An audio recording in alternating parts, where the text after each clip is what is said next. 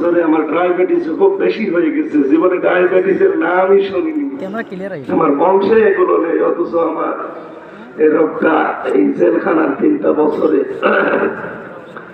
এরপরে 6-7 দিন অসুস্থ, ডাক্তার বলছে তুই কথা বন্ধ করে দে, 3-4 দিন দেখেন আস্তে আস্তে ভালো হয়ে যাবে। তো বন্ধ করবো কি করি, না আসলে তো আবার নালিশ দেবেন ওনার কাছে, শেষে আমার রকনিয়াতে চলে যাবে, ঝামেলায় আছে। যে কয়টা অনুষ্ঠান সামনে আজকেও 2টা আছে, ফেনী জেলা জামাতের আমির একটা নিয়েছে, পরশুরামপুর ওখানে একজন নিয়েছে।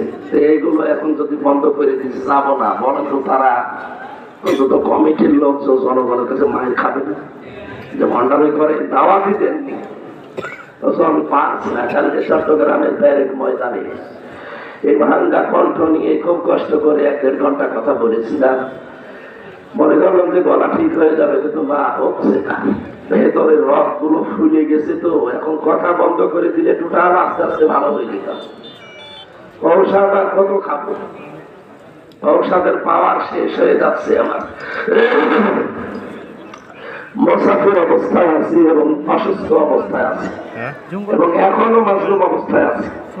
কারণ আগে বাধা দিত কোরআনের অনুষ্ঠানে জালেমরা, এখন বাধা দিচ্ছে নামধারী কিছু মুনাফিকরা। সারা দেশে কিছু কম বেশি মুনাফিকরা মাথা চালা দিচ্ছে, এটা দেবে না ইনশাআল্লাহ সামনে। একটু দোয়া করে দিন, আল্লাহ যেন কণ্ঠটা ঘন্টা খানিক সময়ের জন্য ছেড়ে দেয়, বলেন আমিন।